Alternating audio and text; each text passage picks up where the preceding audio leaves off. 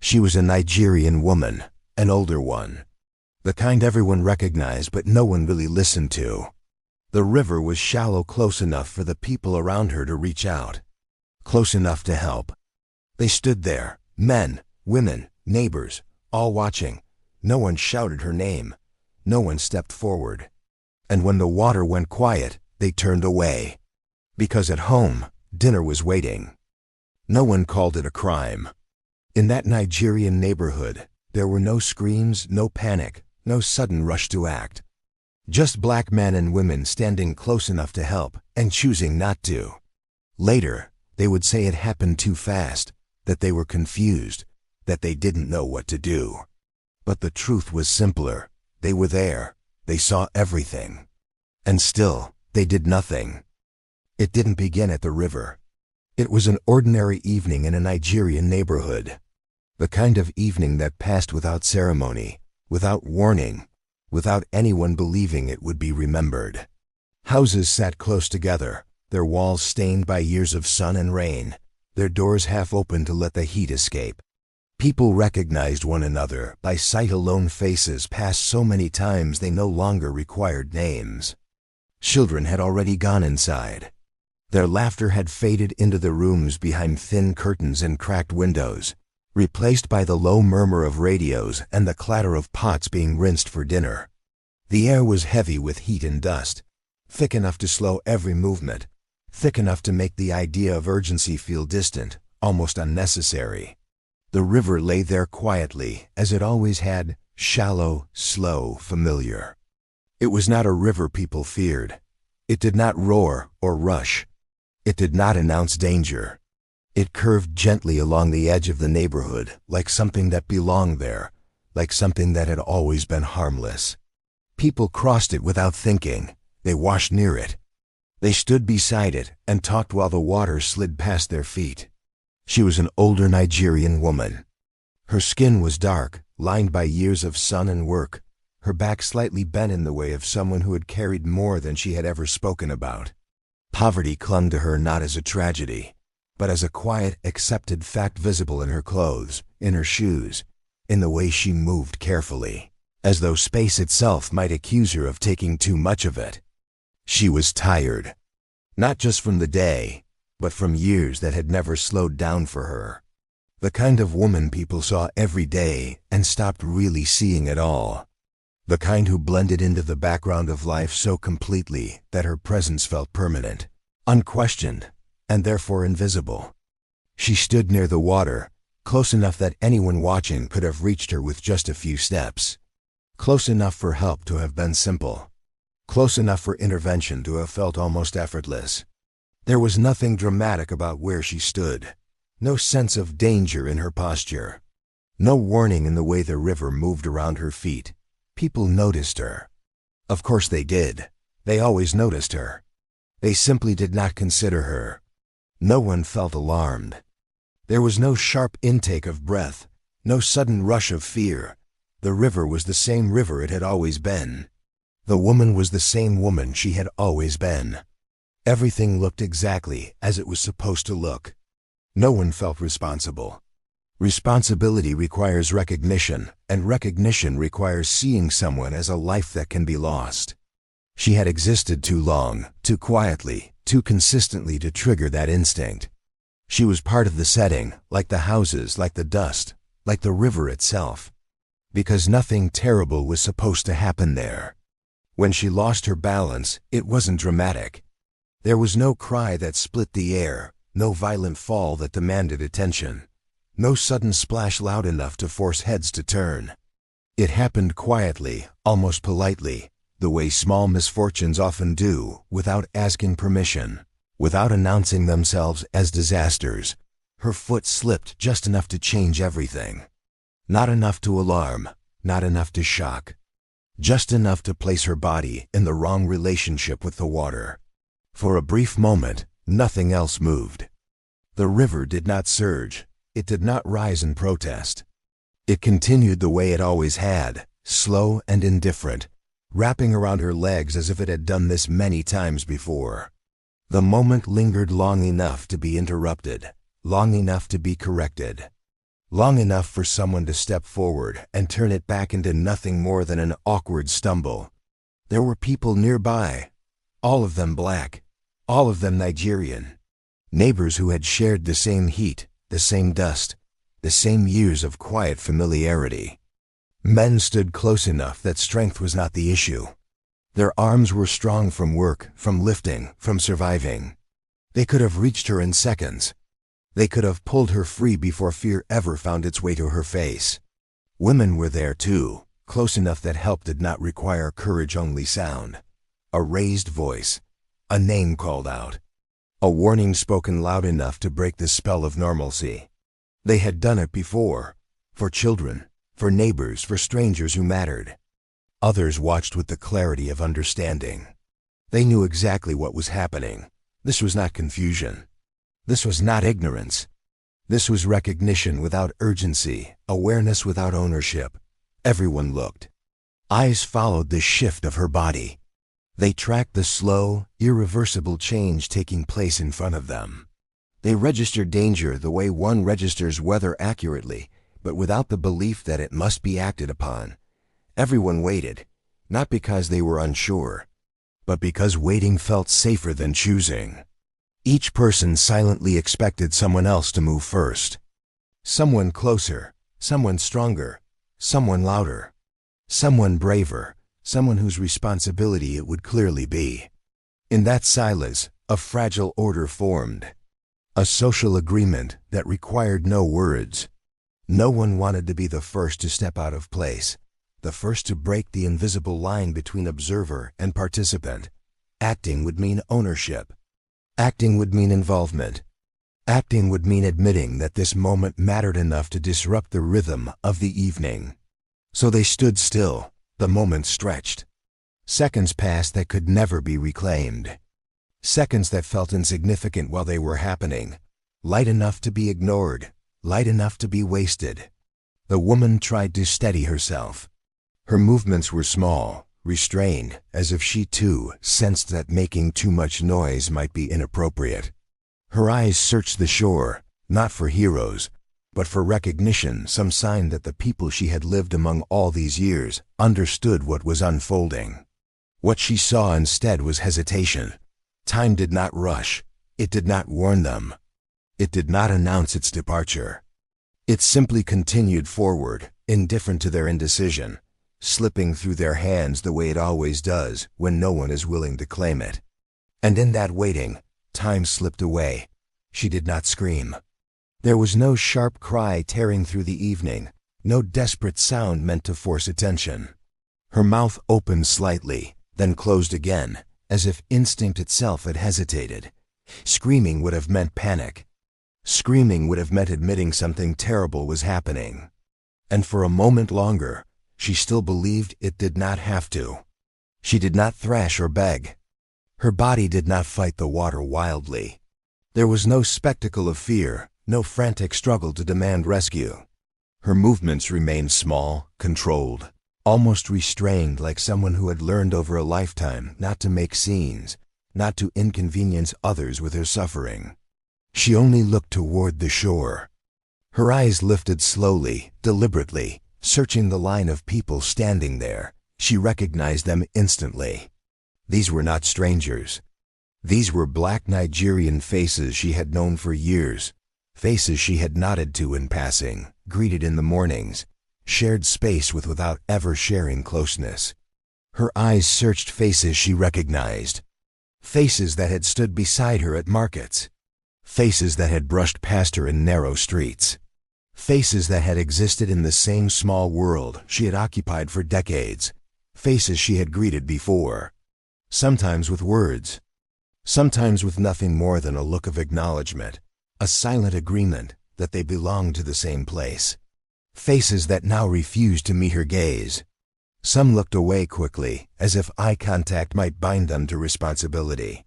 Others stared openly, frozen between concern and detachment, their expressions unreadable. A few watched with a kind of distant curiosity, the way one watches something unsettling but not yet personal. No one spoke her name.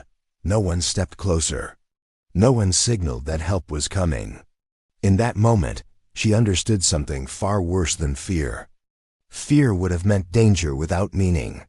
Fear would have meant chaos, confusion, an enemy she could name. What she felt instead was clarity.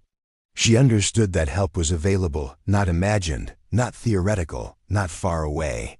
It was standing right there, within arm's reach, embodied in strong bodies and familiar voices, and still not coming.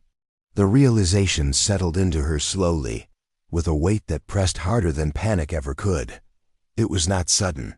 It did not shock her. It arrived quietly, the way truths do when they have been waiting all along. This was not about ability. This was not about distance. This was not about time. This was a choice. Her eyes lingered on the crowd a moment longer, as if hoping something might change simply because she had understood it. As if recognition alone might be enough to break the spell. But nothing shifted. The people remained where they were, suspended in their own hesitation, protected by the comfort of inaction. The water rose slowly. It crept upward with no urgency, no cruelty, no intent beyond what gravity demanded. It wrapped around her legs, then higher, cool against her skin, steady and patient. The river did not rush her. It did not force her. It simply continued. She felt the change in her body before she felt fear. The subtle loss of balance, the quiet weakening of ground beneath her feet. Each second made recovery harder, each breath heavier than the last. And with it, the truth settled in, not as terror, not as anger, but as a deep, unmistakable knowing. She was not unseen, she was not unheard, she was being left. And that understanding, clear, complete, undeniable, was the last thing she held onto as the water continued to rise. When the river finally went still, no one ran. There was no sudden rush toward the water, no bodies colliding in panic, no desperate hands reaching out too late. The surface of the river smoothed itself as if nothing extraordinary had happened, returning to the same quiet rhythm it had carried all evening. There was no chaos. No shouts tearing through the air. No cries for mercy rising from the shore. The absence of sound felt deliberate, almost practiced. People stood where they were, black Nigerian men and women frozen in place, as if movement itself might invite questions they did not want to answer. The silence settled around them, thick and heavy, pressing against their chests. No hands shook in panic. No one covered their mouth in shock. No one fell to their knees. Instead, there was a pause longer than it needed to be. A moment in which everyone waited for something else to happen. For authority, for permission, for someone else to name what had just occurred. People stepped back. It began subtly. A foot sliding away from the water's edge. A body turning slightly to the side. Space reopening where closeness had once existed. Distance created not by running, but by retreat. Someone muttered that it was too late. The words were quiet, almost polite, offered not as grief, but as closure. A statement meant to seal the moment, to draw a line beneath it. Too late meant nothing more was required. Another said there was nothing anyone could have done. The sentence carried the comfort of inevitability. It removed responsibility. It softened what had happened into something unfortunate, but unavoidable. A way of speaking that allowed everyone present to remain innocent in their own minds. No one argued, no one disagreed. The river did not respond. It gave no sign. It offered no accusation. It simply remained, holding what it had taken, unmoved by the explanations forming along its banks. Then, one by one, they left. Not together, not dramatically. Just individually, in small, careful movements. A man turned and walked toward the road, his shoulders stiff, his gaze fixed straight ahead. A woman adjusted the wrapper around her waist, as if restoring order to herself, then followed. Others lingered for a moment longer, glancing back at the water, not with guilt, but with the uneasy awareness that something unfinished had been left behind. No one spoke her name. No one asked who she was. No one suggested calling for help that now felt pointless. The neighborhood began to reclaim itself. Footsteps moved away. The sounds of evening returned, radios humming, doors opening, voices calling children inside. Life resumed its shape with unsettling ease. They did not walk away like people fleeing the crime scene. They did not carry the weight of exposed guilt. They walked as people always walk at the end of a long day. Not as criminals, not as killers, just as neighbors heading home. That night, fires were lit, in courtyards and small kitchens, in places where the heat never fully left the walls. Flames caught beneath metal pots as if the evening had been ordinary, as if the neighborhood had not just watched a life disappear. Smoke curled into the darkening sky, carrying the familiar smell of pepper, oil, and onions, comforting, routine, almost cruel in its normalcy. Pots were placed on stoves. Lids clinked, water boiled. Someone stirred and tasted, then added salt without thinking. The movements were automatic, learned over years of cooking through fatigue and hardship. Hunger still arrived on time, and the body still demanded to be fed, even when the mind wanted to pretend it was elsewhere. Dinner was served. Plates were set down. Bowls were passed. A child asked for more. A father told him to wait. A mother wiped a hand on her wrapper and reached for a spoon. The room held the same objects it always held: plastic chairs, a small table, a flickering bulb, a radio humming somewhere in the background. Families sat together in small Nigerian homes, surrounded by familiar walls and familiar routines. All black faces, lit by warm yellow light that should have made everything feel safe. These were the kinds of evenings built from repetition: eat, talk, wash, sleep, wake, and begin again. The neighborhood had survived worse. People always told themselves. Life always moved on. It had to. Plates were filled.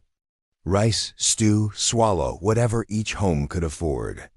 Hands reached for food. Fingers broke small pieces and dipped them into soup. The first bites were taken the way first bites always are, without ceremony, without thought, as if the act of eating could restore the world to its proper shape. But something followed them home. Not a sound, not a shadow anyone could point to. Something quieter than either.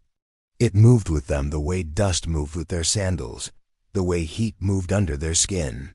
It slipped through doors that had been shut and sat down in rooms that did not invite it. Something sat quietly at the table. It was in the spaces between sentences, in the pauses that lasted a little too long, in the way people suddenly found their plates fascinating, as if staring at food could keep their eyes from meeting someone else's. In one home, a man chewed slowly, forcing his jaw to keep moving, even as his thoughts returned again and again to the riverbank, the exact spot where he had stood, the exact distance between his feet and the water. He remembered the woman's eyes lifting toward them. He remembered what it felt like to do nothing and still expect the moment to resolve itself. In another home, a woman kept serving food even after everyone had enough, as if giving more could erase what she hadn't given earlier. She told herself she hadn't been the closest one. She told herself she had children. She told herself she wasn't strong. She told herself there were men there. She told herself, and told herself, and told herself, until the words began to sound like lies.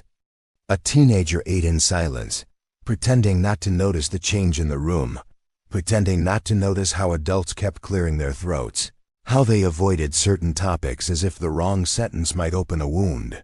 He had seen the whole thing. He had watched grown people freeze.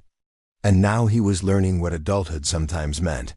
Not courage, not certainty, just the skill of looking away without looking guilty. No one spoke her name. Not because they didn't know it. Even if they didn't, they could have asked. They could have made her real with a simple question.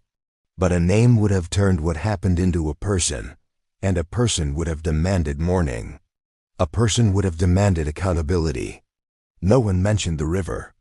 They spoke about electricity, about prices, about the heat, about a neighbor's business, about school fees, about anything that felt safe. Conversations became careful, selective, as if the truth were a knife on the table and everyone was pretending it wasn't there. Yet every bite tasted heavier than usual. Food that normally brought relief now sat like weight in their stomachs. The stew felt thicker. The swallow felt harder to force down. Even water tasted strange, as if the river had followed them into their cups. These were black families. Brown hands held spoons that trembled slightly. Dark fingers rested against chipped bowls, passed down through years of survival. Some tried to eat faster, as if speed could outrun memory. Some ate slower, hoping the meal would end before the guilt found its voice. Some forced laughter too loudly, the kind of laughter learned early, the kind used to survive rooms that expect strength instead of truth. But the room knew. The walls knew. Their bodies knew. Silence moved through those homes like a living thing. It sat in corners. It pressed against shoulders shaped by labor. It settled behind dark eyes that refused to close. It did not accuse them with words. It didn't need to. It only reminded them, again and again, of a moment that had been small enough to stop and big enough to ruin them. Because silence does not disappear when you walk away from it. It follows. No one was arrested that night. There were no flashing lights cutting through the dark. No sirens in a black neighborhood already too familiar with their sound. No officers arrived. No questions were asked. No one was charged. No names were written down. No statements were taken. The law did not arrive late, because the law was never called. What happened by the river slipped quietly into the space where stories like theirs are often placed. Unfortunate, unrecorded, and easy for the world to forget. No one was called a murderer.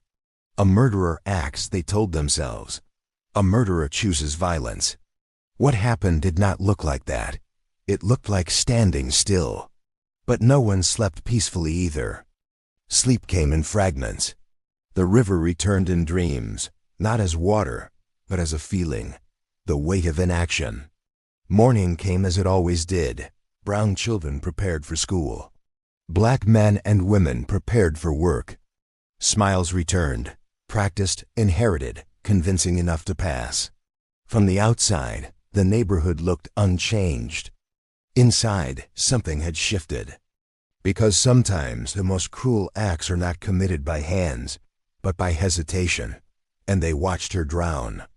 Not all at once, not with intention, but together. And they went home to dinner. That choice, to step back instead of forward, to remain silent instead of calling out, would stay with them far longer than hunger ever could.